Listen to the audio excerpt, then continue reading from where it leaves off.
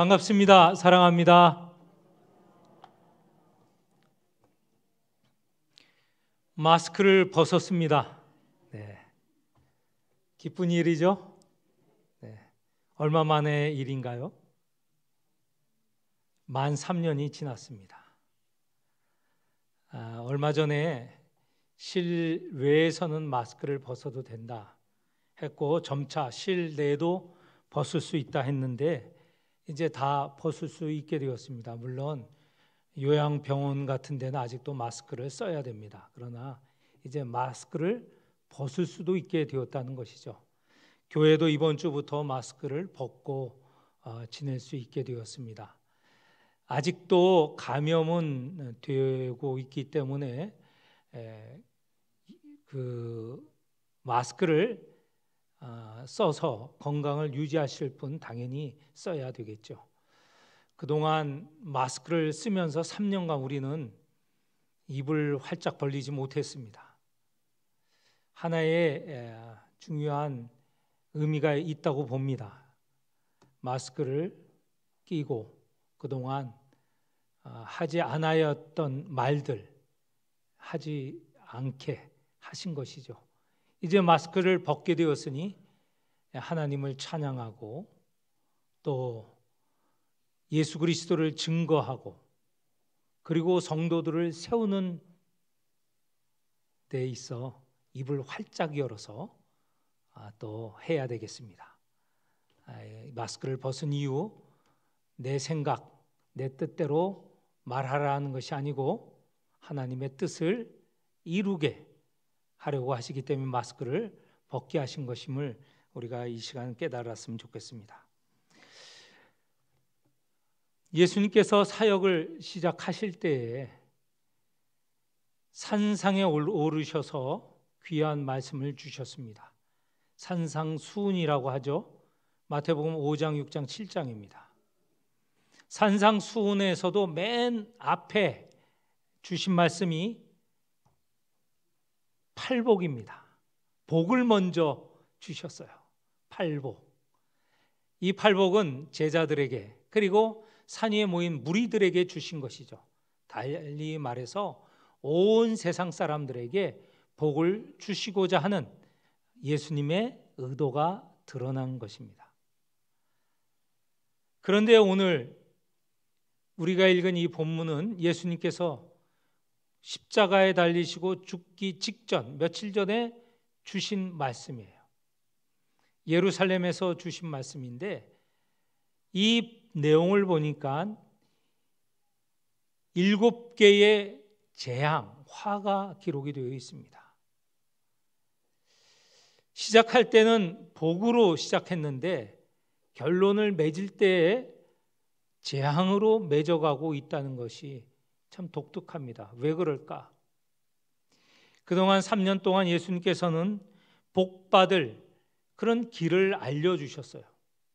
그런데 3년이 지난 지금 이스라엘의 가장 대표되는 지도자들인 서기관들과 바리새인들 그들은 예수님의 말씀을 듣지 않았습니다. 그들은 예수님이 바라던 그런 모습으로 나아가지 않고 이전에 가졌던 그 모습 그대로 유지하고 있었습니다. 그래서 예수님께서는 그들에게 7개의 재앙, 화를 말씀하신 것이죠. 너희들에게는 재앙이 있을 것이다. 그 재앙의 이유가 무엇인가? 왜 재앙을 받게 되는가? 그것을 하나로 말씀드린다면 그들의 외식입니다. 외식. 외식은 겉과 속이 다른 것이죠.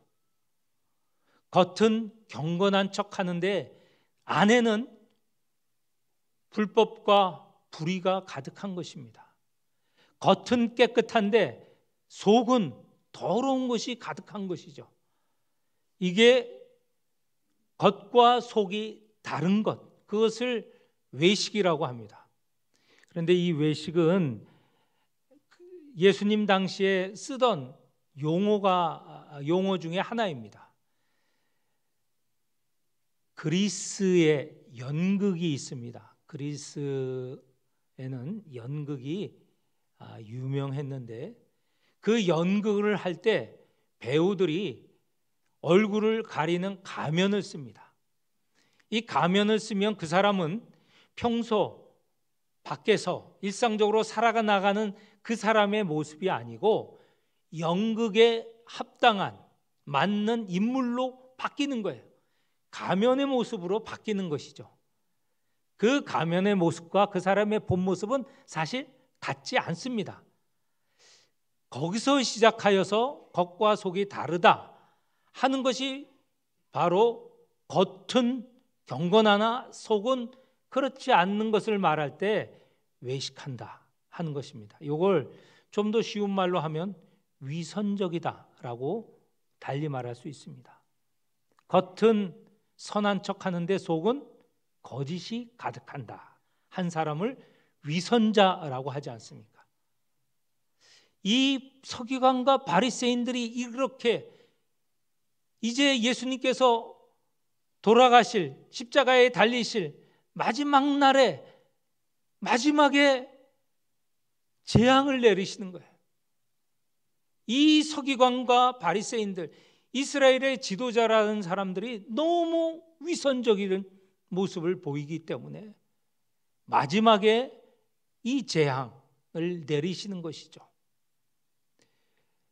예수님께서 이 서기관과 바리새인을 향하여서 위선자다라고 말씀을 하심과 동시에 우리가 읽은 성경 본문 마지막 구절에 보면 지독한 분노를 표출하십니다.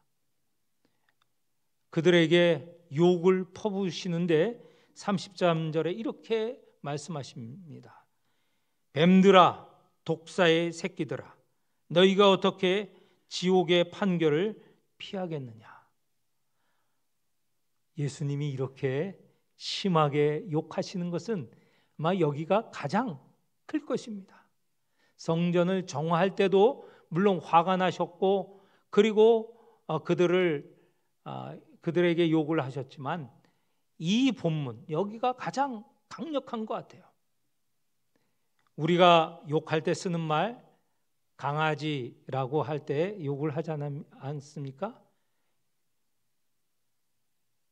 제가 다 아시죠? 개 XX라는 욕을 하는데 이 욕보다도 훨씬 강한 것입니다.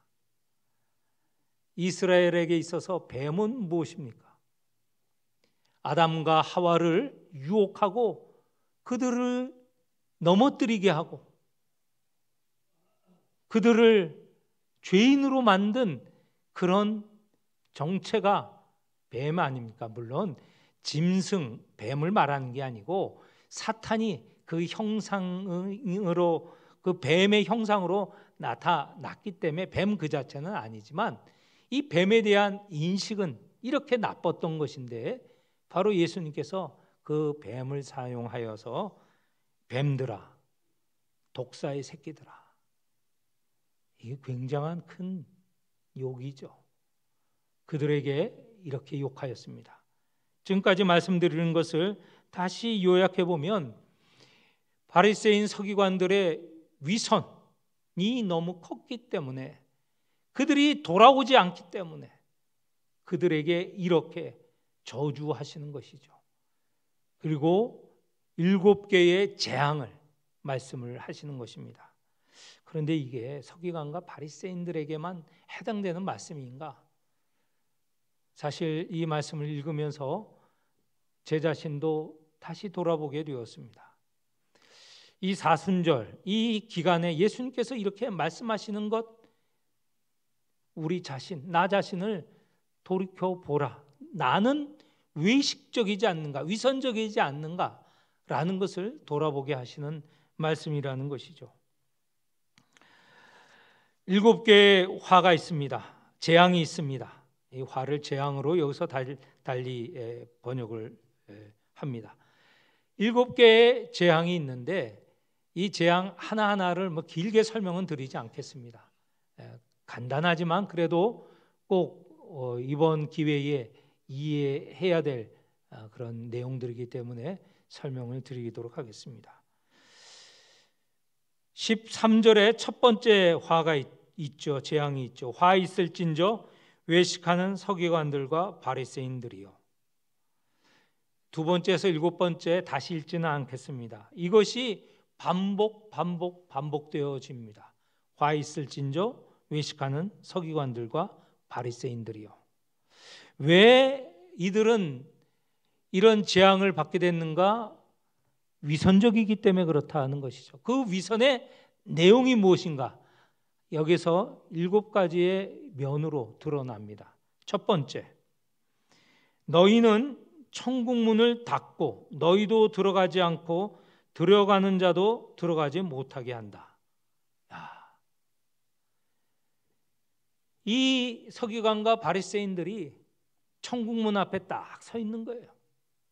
그리고 자기도 들어가지 않고 들어가려고 하는 사람도 가로막는 거예요. 다시 말해서 천국문을 닫아버린 거예요.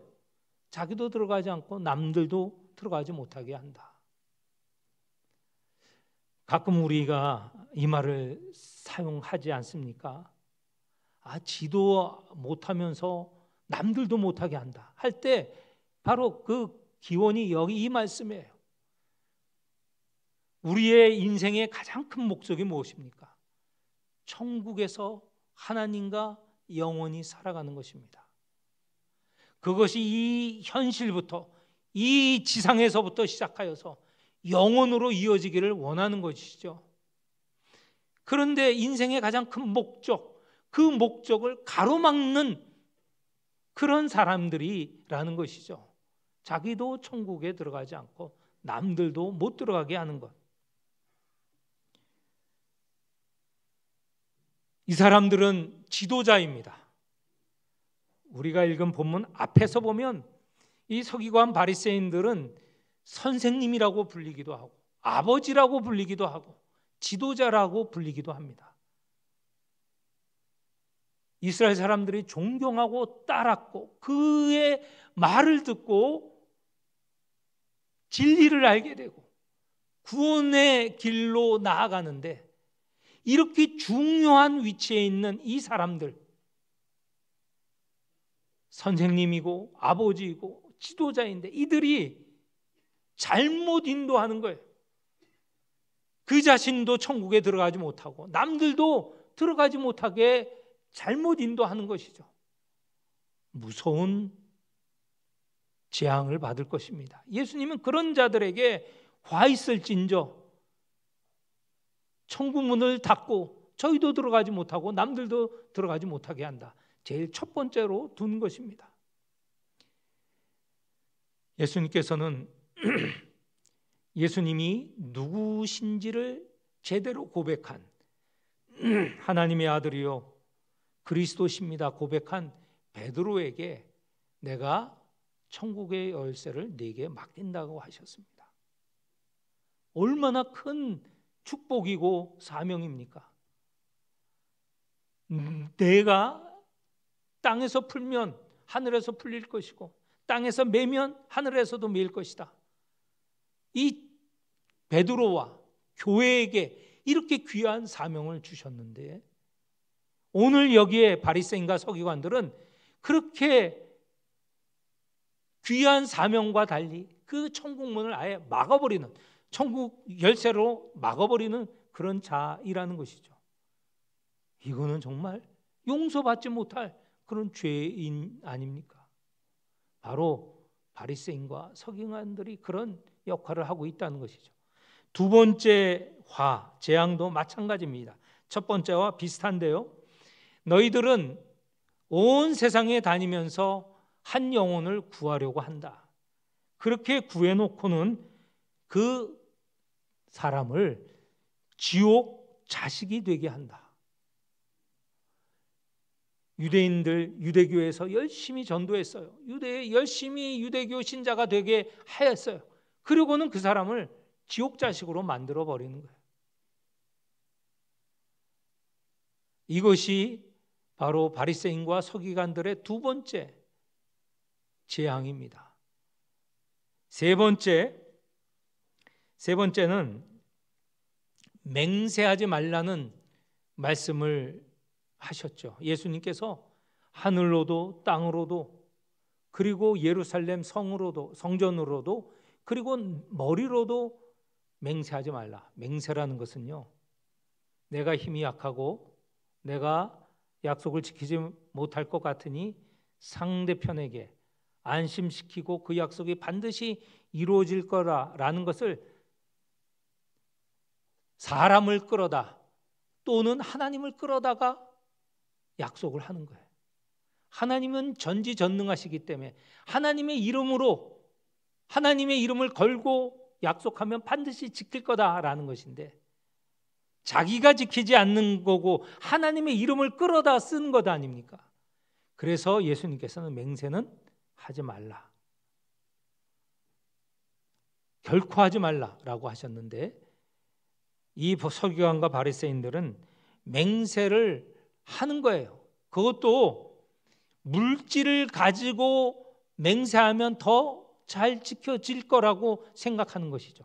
여기서 말한 성전과 성전의 금이라고 하는데, 성전을 두고 맹세하는 것보다 성전의 재물을 가져다가, 물질을 가져다가, 보화를 가져다가 맹세하면 그 맹세가 이루어질 것이다.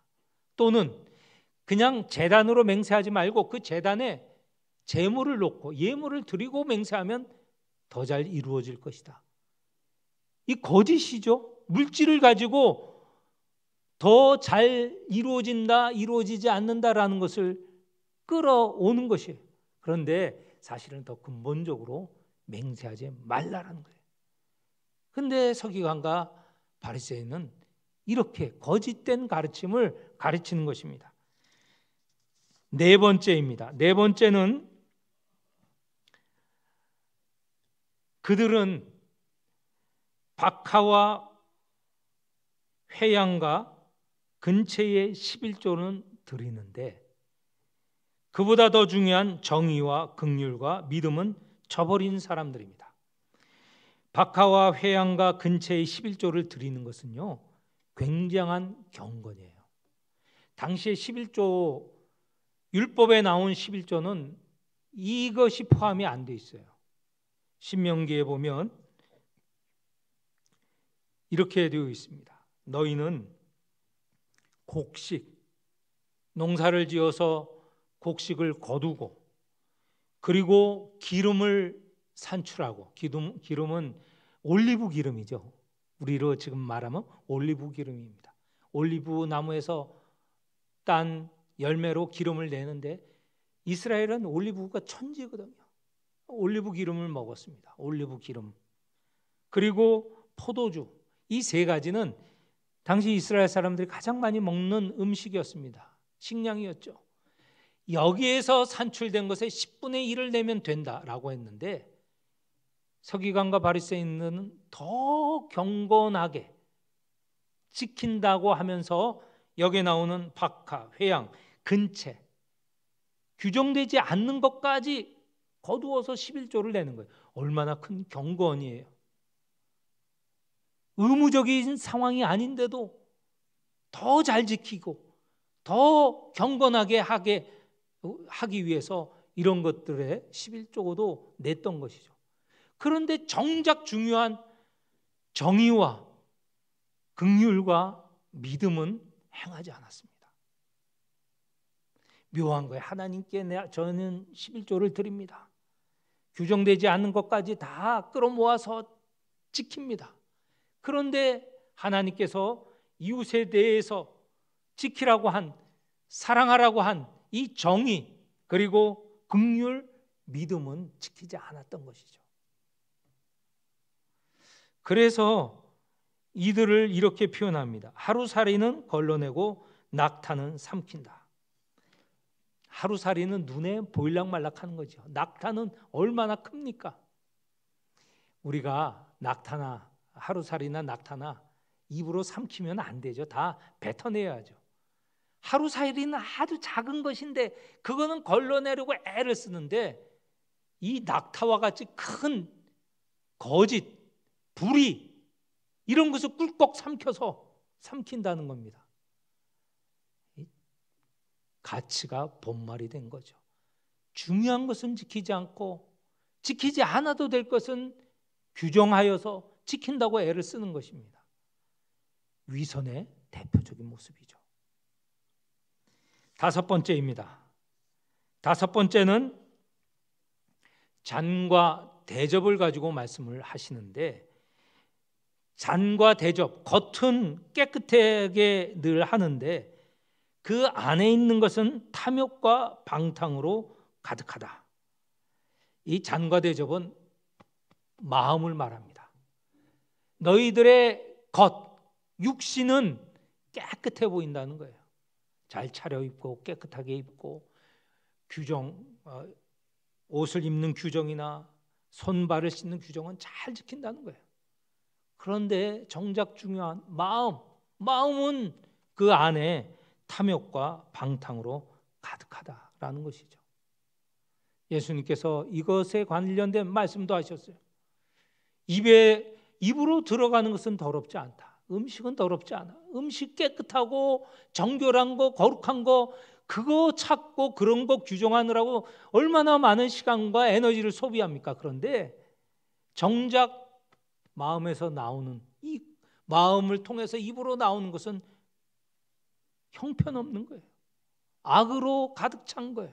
이걸 말합니다. 겉은 깨끗한데 속은 더러운 것이죠. 이것과 비슷한 것이 여섯 번째 재앙입니다. 회칠한 무덤에 관련되어서 말을 하는데, 이스라엘 당시에 이 무덤은 두서 종류가 있는데 크게 한 종류는 굴을 파는 거예요. 그리고 거기에 시신을 안치하는 겁니다.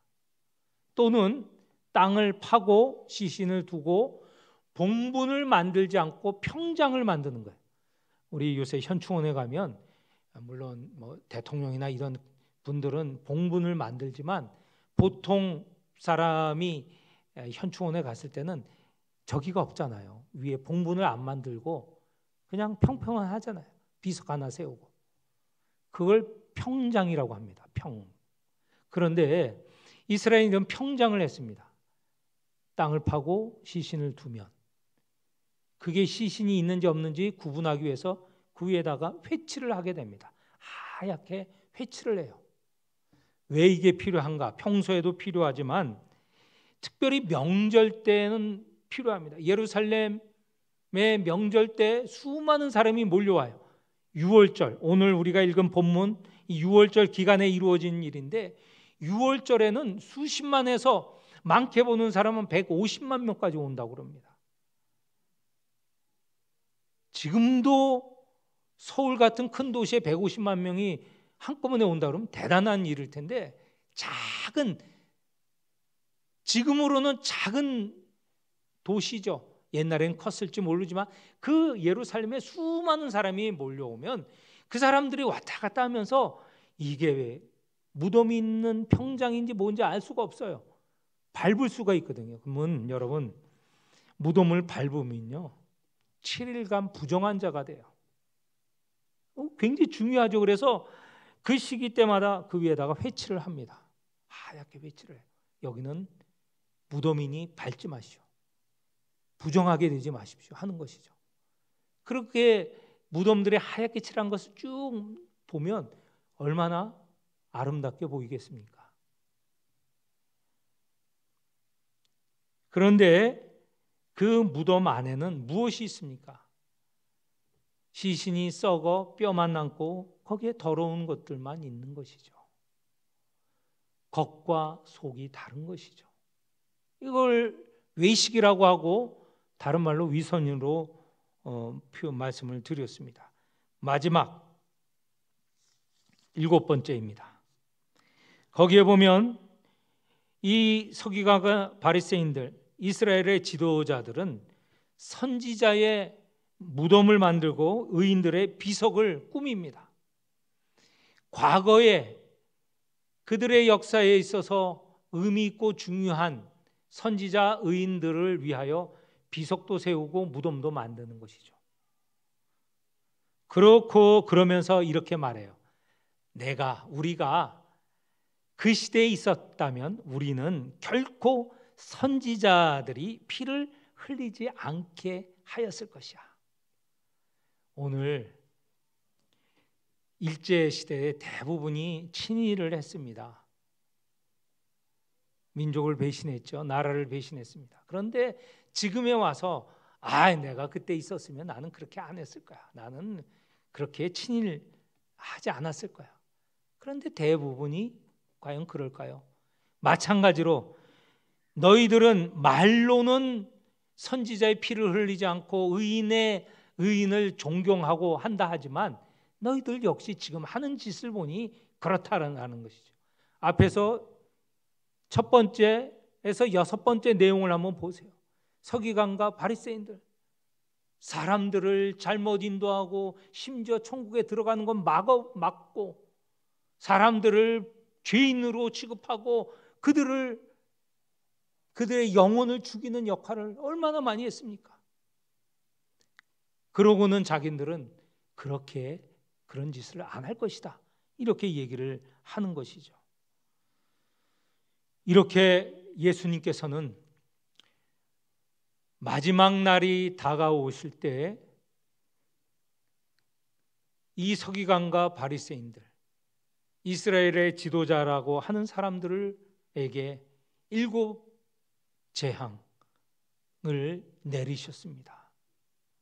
돌아오지 않는, 변하지 않는 이 사람들을 향하여서 이렇게 분노하셨던 것이죠. 이 말씀이 단지 바리새인과 서기관들에게만 주어진 말씀인가? 오늘 이 사순절 기간, 예수님이 십자가를 앞두고 이렇게 말씀하신 것은 우리 믿는 이들에게 경고하시는 것입니다. 너희들은 위선하지 않느냐? 외식하지 않느냐?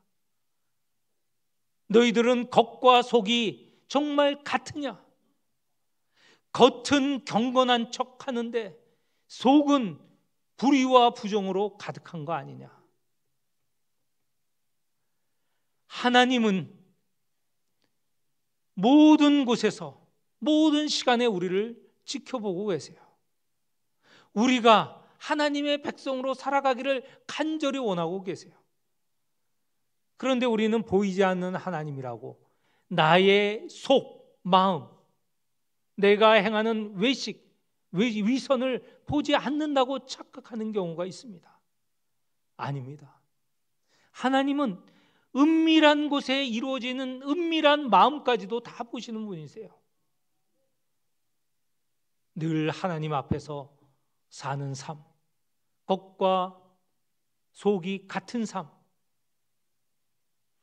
겉이 경건하면 속도 하나님을 바라보며 하나님의 뜻을 이루려고 하는 그런 결단이 있는 성도가 되기를 원하십니다. 이 사순절, 이제 다음 돌아오는 주일은 종료주일이고 고난주간이 시작됩니다. 다시 한번 우리 마음을 돌이켜보고 우리의 마음이 진정 깨끗하여져야 하겠습니다. 우리의 삶이 이 마음에서 우러나오는 경건한 모습이 되기를 축원합니다. 기도하겠습니다. 하나님 아버지, 사순절 마지막 순간 주님께서 위선에 대해 분노하십니다. 재앙을 내리십니다. 우리 자신을 돌아보게 하십니다. 나는 마음과 행동이 과연 일치하고 있는가? 경건한 삶을 살아가고 있는가? 모양은 경건하되 경건의 능력을 잃어버린 그런 위선적인 사람은 아닌가? 돌이켜보며 주님이 요구하시는 대로, 원하시는 대로 주님을 따르는 경건한 자 되게 하여 주옵소서. 예수님의 이름으로 기도합니다. 아멘.